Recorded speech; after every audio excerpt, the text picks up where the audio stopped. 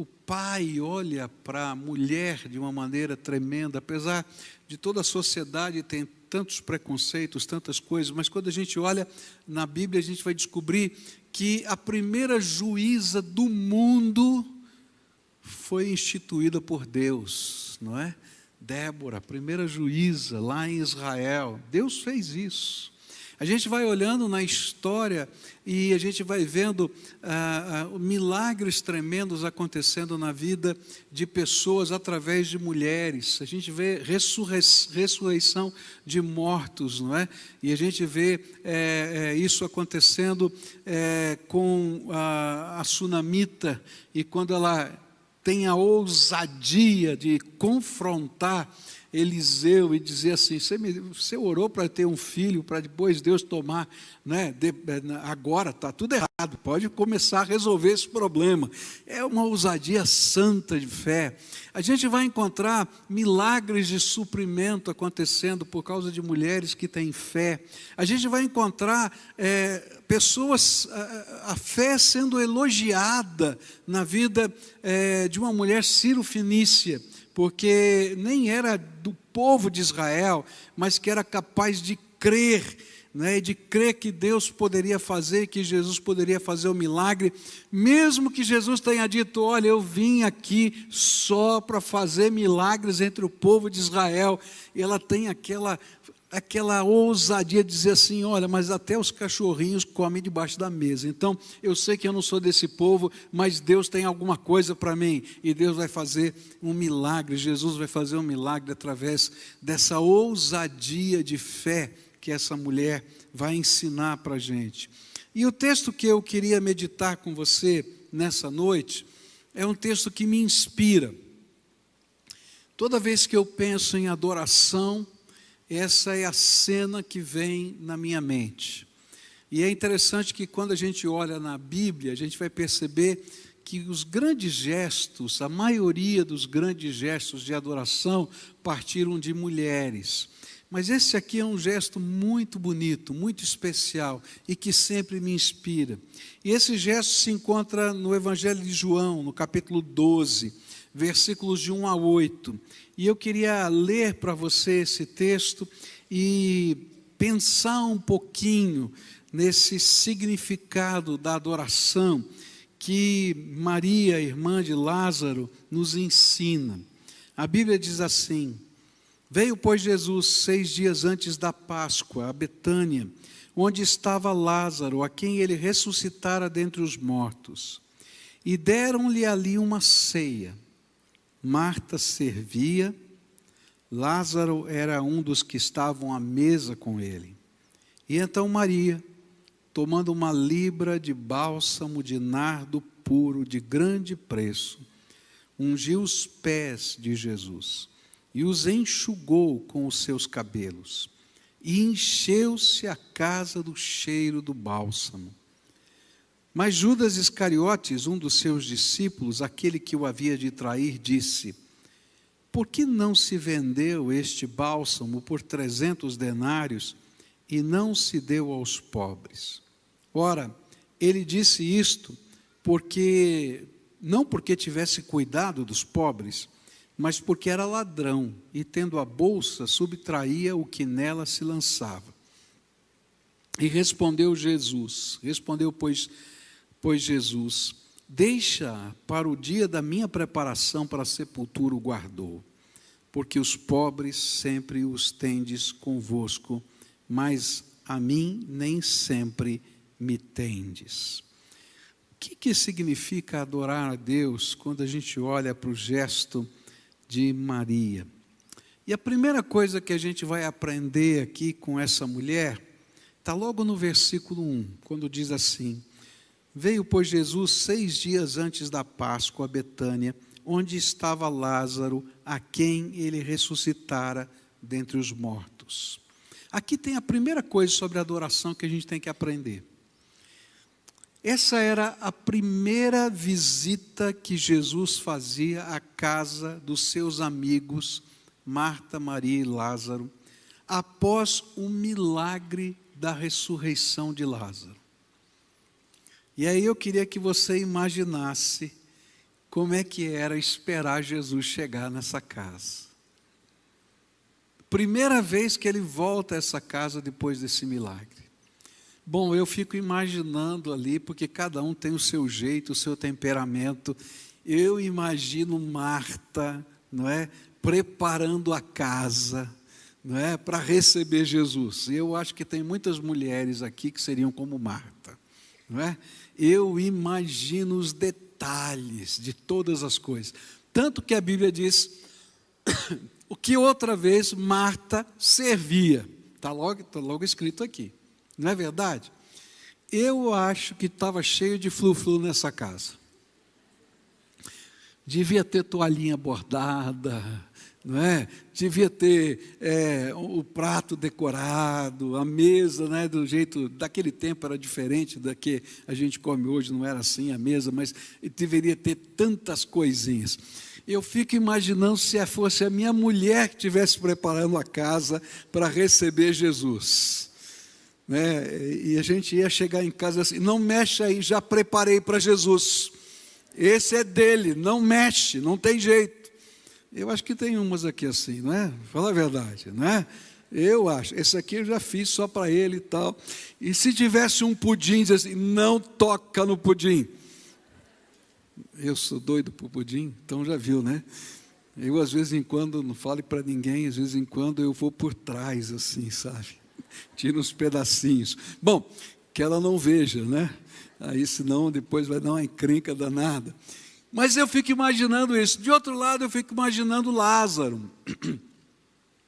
Lázaro também estava preocupado em receber bem Jesus, e ele, então, do seu jeito, da sua maneira, ele vai convidar pessoas para estar na sua casa, para que elas pudessem ter comunhão com Jesus, pudessem conhecer Jesus, e ele está ali com Jesus naquele jantar. E segundo o costume daquele tempo, os homens ficavam separados das mulheres, e muito provavelmente os amigos de Lázaro estavam lá, para que ele pudesse de uma maneira significativa apresentar o seu amigo Jesus, e de alguma maneira Jesus pudesse falar ao coração dos seus amigos. Mas tem um personagem que aparece de repente nessa história. E essa personagem é Maria, e ela vai fazer um gesto de adoração. Mas a primeira lição que está aqui é que a adoração nasce como uma resposta de algo que o amor de Deus fez na nossa vida. A Bíblia diz para a gente que ninguém, e essa é uma coisa muito forte, nem homem nem mulher, nem criança, nem jovem, nem adolescente, ninguém busca a Deus se Deus não o buscar primeiro. E toda adoração é uma resposta do movimento do amor de Deus que vai e toca a nossa vida. Algo de Deus acontece na nossa história. Algo de Deus toca o nosso coração. Algo de Deus bate à porta da nossa vida. Algo do amor de Deus vem e nos constrange. E porque esse toque de Deus nos conquista, é que nós desejamos adorá-lo. Quando a gente diz, né, que nós desejamos adorar, é porque nós fomos conquistados pelo amor do Senhor Jesus. Isso nasce adoração. A Bíblia diz que nós estávamos mortos em nossos delitos e pecados. E é por isso que a gente não conseguia adorar a Deus naturalmente, porque o nosso espírito, que se comunica com o Pai, estava morto. Estava sem condições de ter essa conexão com o Pai. E aí então vem a graça de Deus, vem o poder de Jesus, vem o amor de Jesus e toca a nossa vida. E o nosso espírito é ressuscitado. E porque nós fomos tocados aqui dentro, constrangidos por esse amor, é que nós podemos decidir adorá-lo. Deus é tão bom, tão bom, que mesmo sendo tocados pelo amor dele, nós podemos decidir não adorá-lo. E eu conheço tanta gente que já foi tocado tantas vezes pelo poder de Deus e pelo amor de Deus, e que continuam decidindo não adorá-lo. E sabe, Deus é tão tremendo, é tão grandioso, que apesar disso Ele continua derramando amor, derramando graça, derramando misericórdia, cercando a nossa vida, tocando a nossa alma, para que um dia, quem sabe, eu e você possamos desejar adorá-lo. Louvor e adoração sempre vai ser uma resposta. E se a gente quer decidir de fato adorar o Senhor, então eu tenho uma dica para você. Sabe como é que a gente começa um movimento de adoração na nossa alma? É quando a gente começa a tirar de dentro da prateleira da nossa vida aquilo que Deus já fez conosco. E a gente vai trazendo à memória isso. E vai trazendo a nossa lembrança. As marcas que Jesus já deixou dentro de nós. E sabe, queridas, todas as vezes que o nosso coração começa a pensar e a trazer na memória essas marcas da graça de Deus, coisas tão tremendas do Senhor começam a ressuscitar dentro de nós. E aí o louvor eclode dentro de nós. Adoração não é um programa. A adoração não é uma prática, uma metodologia, um processo. Adoração não é algo que eu vou aprender sistematicamente. Adoração é trazer de dentro da alma o que Jesus já marcou, e em resposta ao amor dele, a gente se comunica com ele e o busca. Eu não sei quais são as marcas que Deus já deixou na tua vida. Eu tenho muitas marcas da misericórdia e da graça de Deus na minha vida. Tem coisas tão tremendas que Deus fez que eu não consigo me esquecer. Nos momentos mais complicados da minha vida, o Senhor veio e me visitou. E as visitações dele foram socorro, foram graça e misericórdia.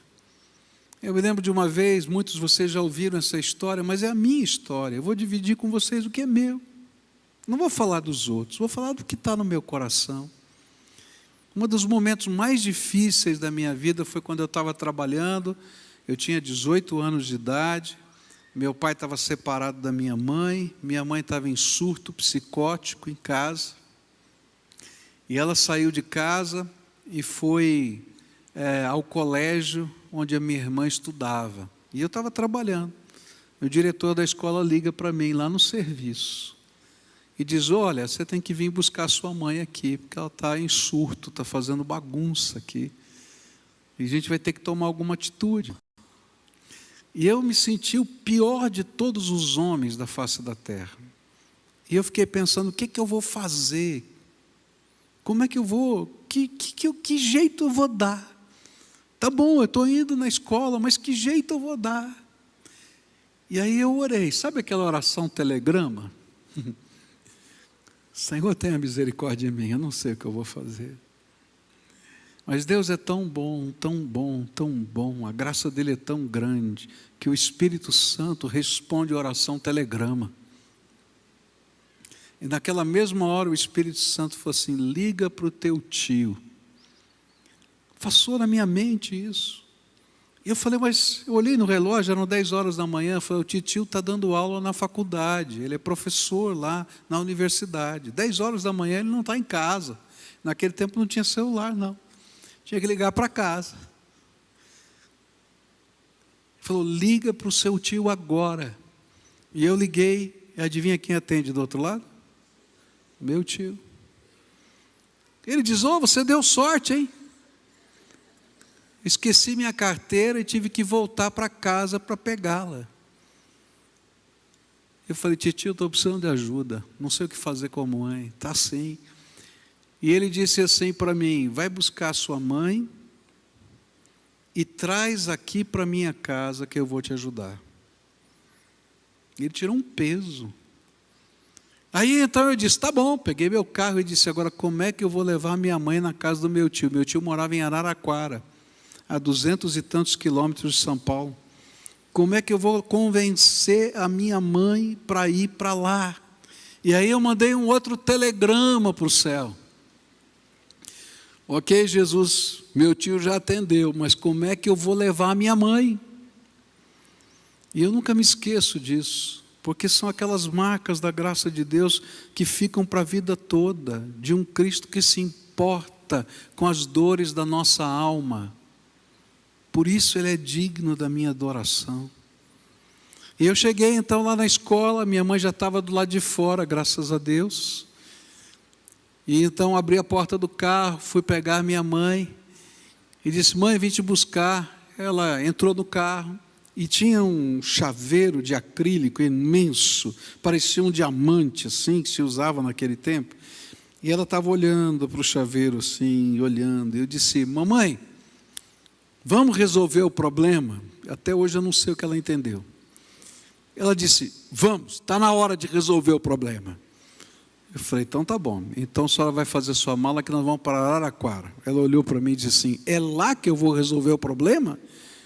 Eu falei, tá bom. E eu falei, aleluia, Jesus.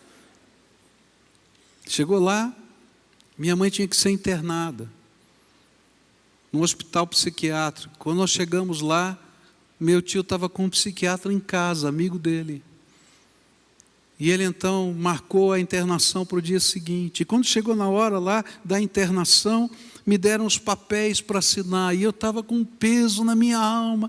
E eu disse, Senhor, será que é do Senhor esse negócio? Internar minha mãe no hospital psiquiátrico? Como é que vai ser? Como é que não vai ser? E aí me deram o papel para eu assinar de responsabilidade. E eu estava tremendo. E naquela hora Deus me deu outra vez o sinal da sua graça. Meu tio chegou, me deu um empurrão de ombro, pegou a caneta e assinou no meu lugar. Eu adoro a Jesus porque essa é uma marquinha na minha vida. Tem centenas, tem milhares de marcas de Jesus na minha vida. E eu adoro Jesus, primeiro porque por aquilo que Ele fez. Porque o amor dele me constrange. E eu quero adorá-lo. E eu decidi adorá-lo. Mas sabe, depois eu quero continuar adorando Jesus por quem Ele é. Porque na medida em que a gente vai conhecendo quem é Jesus, não dá para a gente não adorá-lo. Porque menos do que adoração é ingratidão. Então, a primeira lição que Maria me ensina é que quando Jesus chegou naquela casa, Maria, Marta e Lázaro, cada um à sua maneira, estavam dizendo aqui, nós decidimos adorar Jesus.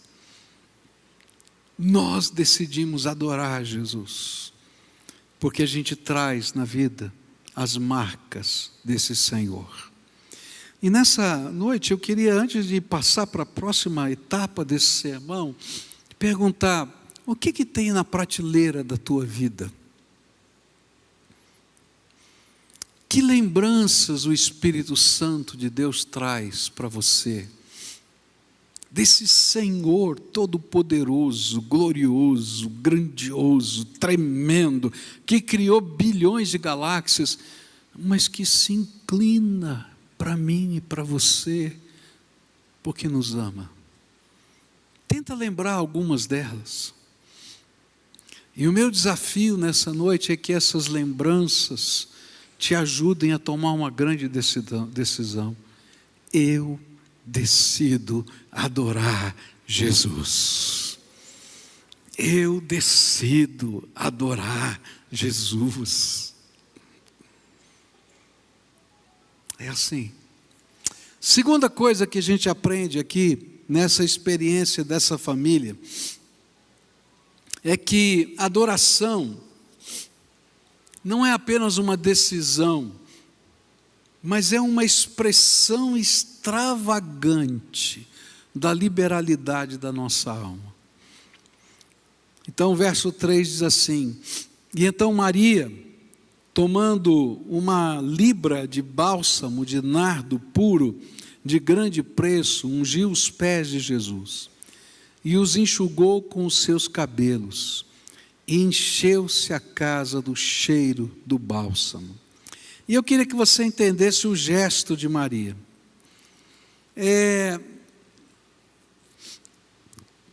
Toda mulher solteira, ela tinha que preparar o seu enxoval naquele tempo, né? Hoje já é mais prático, né? No passado, nós também fazíamos isso.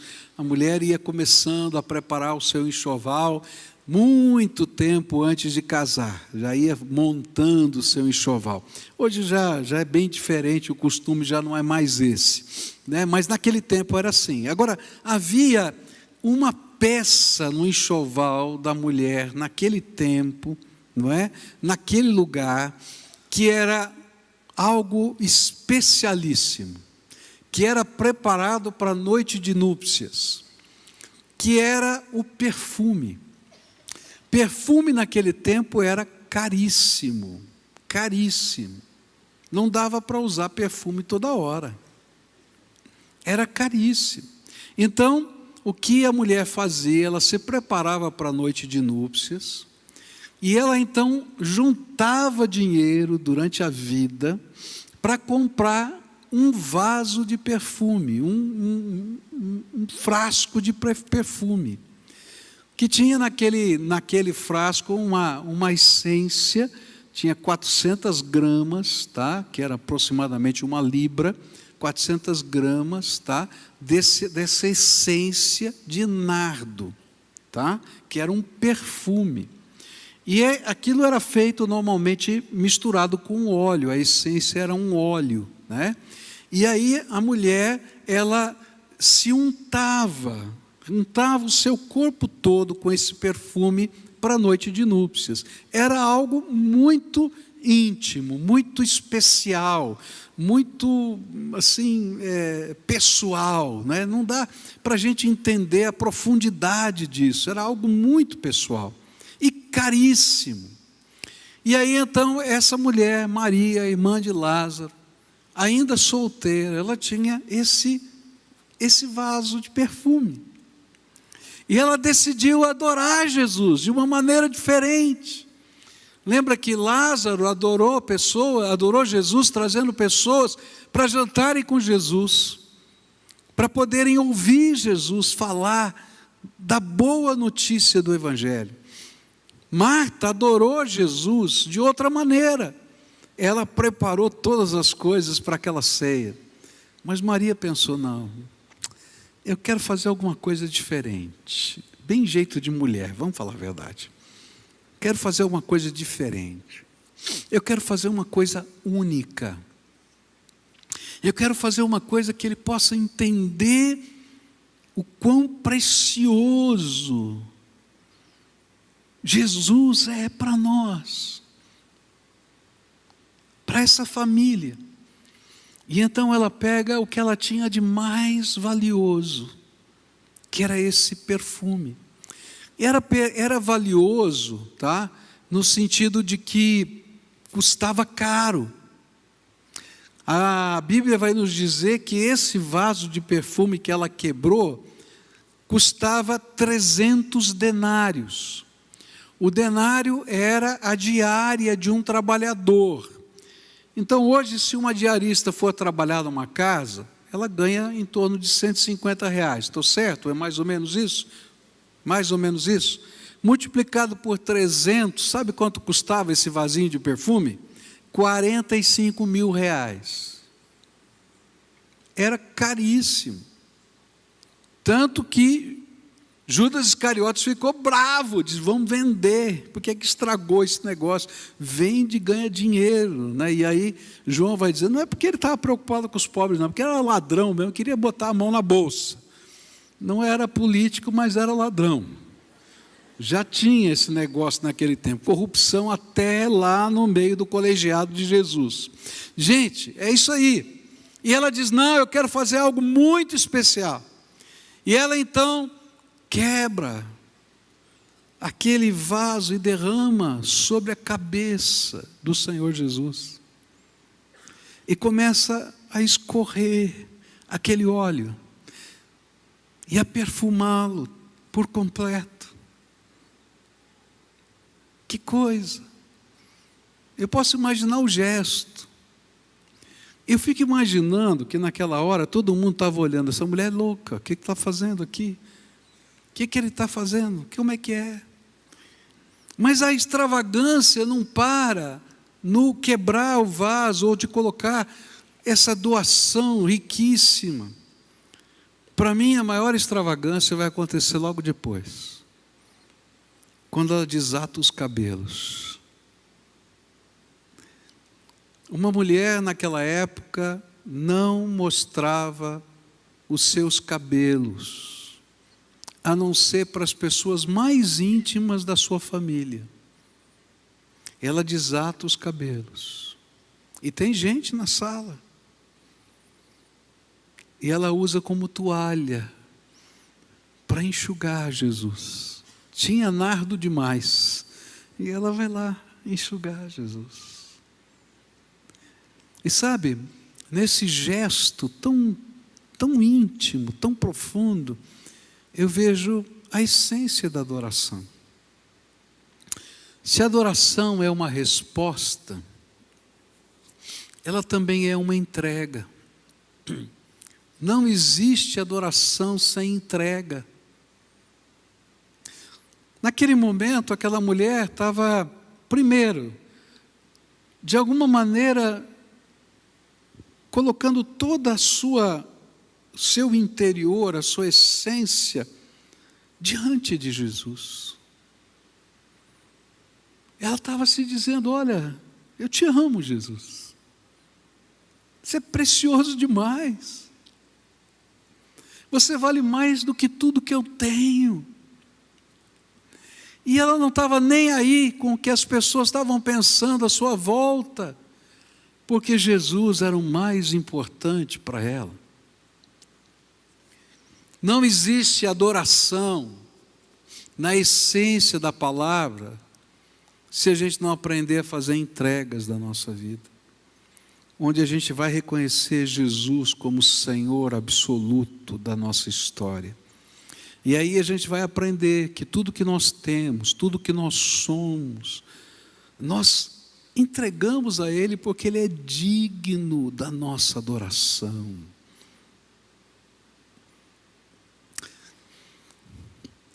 Quando a gente dá um presente valioso para quem a gente ama muito, não pesa dentro da nossa alma. Não é verdade? Não pesa.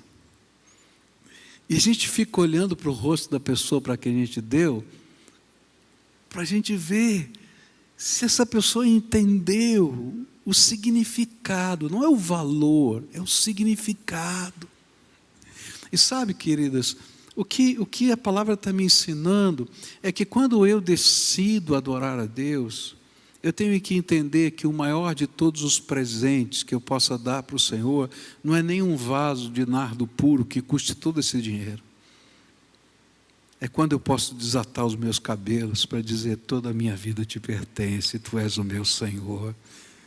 Eu te amo, Jesus, eu quero te servir, eu quero te honrar. Eu quero que o Senhor entenda o valor que o Senhor tem para a minha vida. E aí a gente se derrama aos pés de Jesus. E esse derramar-se é um quebrantamento, mas é um quebrantamento que não dói. É um quebrantamento que celebra o amor e que é resposta de amor. Eu sempre digo que quem ama não espera outra coisa a não ser que o outro o ame.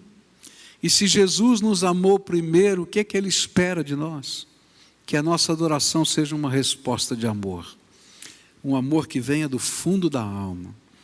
Não são apenas os gestos ou as marcas litúrgicas, mas é a nossa alma derramada no altar, é a nossa vida colocada nas mãos dEle, é a nossa expressão de gratidão, é o nosso abraço, é o nosso dizer: Senhor, onde quer que tu fores, eu irei, porque eu não te largo, não. Tu és o meu Senhor.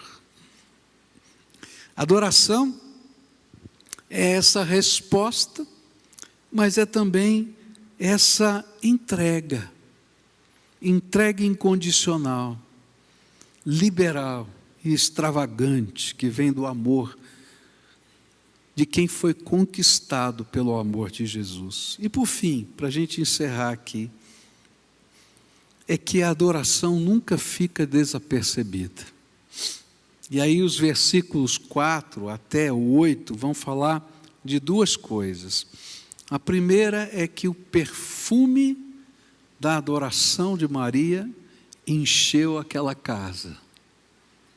E a segunda coisa é que Judas ficou irado. A adoração sempre vai ser percebida. E para aqueles que amam a Jesus vai ser um perfume. E para Jesus será um perfume gostoso. Por isso ele diz que nós somos o bom perfume de Cristo. E esse perfume, ele está não apenas chegando ao Senhor lá no céu, mas ele está enchendo a terra com a nossa adoração. Enchendo a terra. E é por isso que no meio dos louvores é que Deus manifesta milagres. A gente ouve a história dos avivamentos e vai descobrir que muitos dos milagres que aconteceram durante os avivamentos aconteceram no meio da adoração. Enquanto o povo cantava, enquanto o povo se ajoelhava, enquanto o povo chorava na presença do Senhor, Deus abria as janelas dos céus e derramava o poder do seu Espírito Santo. E coisas tremendas aconteciam. Muitas das experiências mais extraordinárias que eu vivi na presença de Deus, do poder do Espírito Santo na minha vida, elas aconteceram enquanto eu estava adorando a Jesus, e Ele derramou o seu Espírito sobre a minha vida. Muitas das expressões da graça de Deus, milagres, respostas, vêm não só quando a gente clama, ainda que Deus, quando a gente manda um telegrama de misericórdia, Ele responda, mas muitas vezes o mais abundantemente além da graça, vem quando a gente está adorando o Senhor. E sabe, essa adoração passa a ser contagiante. Eu não sei você, mas quando a gente está no ambiente da adoração, né, que tem gente do lado da gente adorando, a gente é contagiado por uma energia diferente. Sabe o que é? É o fluir do Espírito Santo que está passeando no meio do povo que adora Jesus. Porque Ele está lá. Então a adoração nunca fica despercebida. É a adoração, é a adoração. Quando a gente decide adorar Jesus, que a gente vai ver a casa da gente cheia da graça, os relacionamentos da gente cheios de unção do Espírito, e gente que às vezes é dura na pregação, se quebranta no meio da adoração. Tem uma moça aqui, que está a Léo está aqui hoje ou não? Eu vi ela no começo do culto, estava aqui. A Léo entrou aqui pela primeira vez nesse templo, no centenário da PIB. E ela se converteu enquanto nós adorávamos a Deus inaugurando esse templo. E não saiu mais daqui. O marido dela estava tocando agora, até agora há pouco, não é? E eu digo, você está em tudo? Falei, eu e o meu marido. Gente, no meio da adoração, Deus faz coisas tremendas. Tem unção de Deus. E quando a gente começa a celebrar e adorar a Deus, há uma manifestação do Espírito Santo. O bom perfume está lá, enchendo a casa. Agora tem uma coisa que também acontece. A adoração nunca fica despercebida. Aqueles que não querem adorar, vão detestar a sua adoração. Aqueles que já se decidiram contra, como Judas, vão dizer um absurdo a extravagância da sua adoração. É um absurdo você fazer isso, é um absurdo você gastar tanto tempo com aquilo, é um absurdo você entregar isso, é um absurdo você doar aquilo, é um absurdo. Não porque eles estão preocupados com outra coisa, é porque eles não conseguem entender a dinâmica do nosso relacionamento com o Senhor da glória. Assim como algumas pessoas, se você tem um bom casamento, vão dizer, é um absurdo. Tinha gente que dizia para minha mulher, é um absurdo você levar café da cama todo dia para o teu marido. Mas ela fazia isso porque ela gostava de fazer, ela nunca foi obrigada a fazer. E ela trazia o café, a gente tomava o café, batia papo, orava junto. Era o nosso tempo. É uma singularidade do nosso relacionamento. Hoje ela não pode trazer, mas a gente toma café na cama junto todo dia, até hoje. Sabe? Por quê? Porque Deus nos abençoou com uma marca peculiar na nossa vida e que não é pesada. Sabe, não é peso, ainda que as pessoas não entendam, critiquem. Talvez não seja a mesma coisa para você, o seu jeito seja diferente.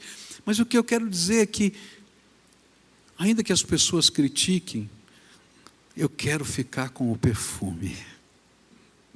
E eu quero ficar com a palavra do Senhor Jesus dizendo, olha, ninguém a critique. Porque ela sabe o que está fazendo, ela sabe o que está fazendo. Ainda que ela não entendesse tudo, mas Jesus disse, ela está preparando o meu corpo para a minha morte. Um outro tempo em que se passavam muitos perfumes, era quando alguém morria. E então se untava o corpo com esses perfumes e se enfaixava o corpo. Lugar muito quente, tá? E logo o cheiro da podridão vinha. Então ele era mascarado por esses perfumes. E aí ele disse, olha, ela está preparando o meu corpo, ainda que ele viesse a ressuscitar ao terceiro dia. Nessa noite eu vim aqui para dizer para você, vale a pena escolher adorar Jesus. Eu vim dizer para você, olha, há um movimento do poder do Espírito e do amor de Deus que está cercando a tua vida. E se você olhar para a tua história, você vai encontrar as várias maneiras pelas quais Jesus já cercou a tua vida com amor. Cercou com amor, não com coação, com amor. E você já foi tocada por esse amor. E se você está aqui é porque Jesus já tocou você, você não está aqui por acaso. Ninguém adora a Deus se Ele não for falar com você primeiro. E olha, você está aqui, é o começo de uma resposta. Uma resposta que reconhece. Mas uma resposta que precisa dar um passo além. E se entregar totalmente. Extravagantemente, amorosamente ao Senhor da glória. E quando isso acontece, o perfume do teu amor por Jesus enche a casa. Eu tenho sido cercado por mulheres que me abençoaram muito. E eu posso dizer para você que eu sou o que sou pela graça de Deus, mas por causa da vida de mulheres preciosas que me abençoaram muito. Eu começo com as minhas duas avós. Uma delas que me ensinou muitas coisas da Bíblia.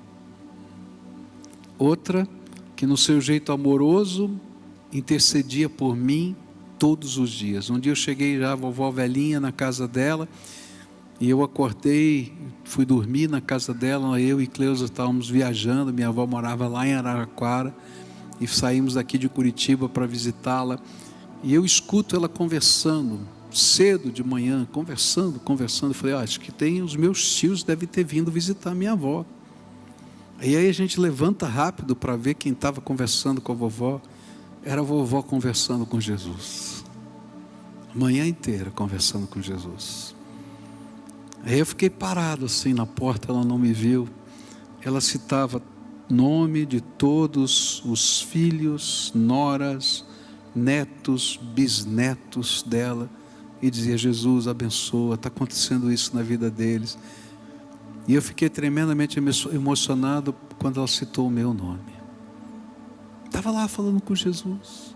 Eu fui abençoado pelas orações dela. Eu fui abençoado pela minha mãe. Minha mãe tem problemas psiquiátricos, mas é uma mulher de fé.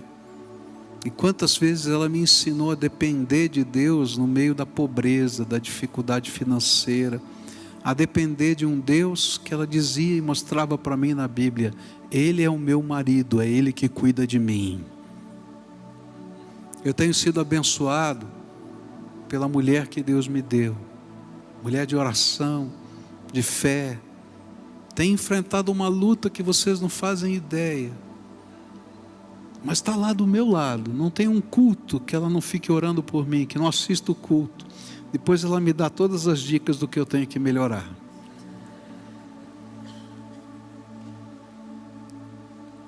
Mas ela é uma bênção na minha vida. Eu tenho sido cercado por mulheres assim. Mulheres que temem a Deus e que adoram a Jesus. E impactaram a minha vida, a vida dos meus filhos. E estão impactando a vida dos meus netos. Mulheres que decidiram adorar a Deus. E eu espero que você seja uma delas. Que adore a Jesus extravagantemente. Extravagantemente. Se entregando totalmente como resposta do grande amor de Jesus por você.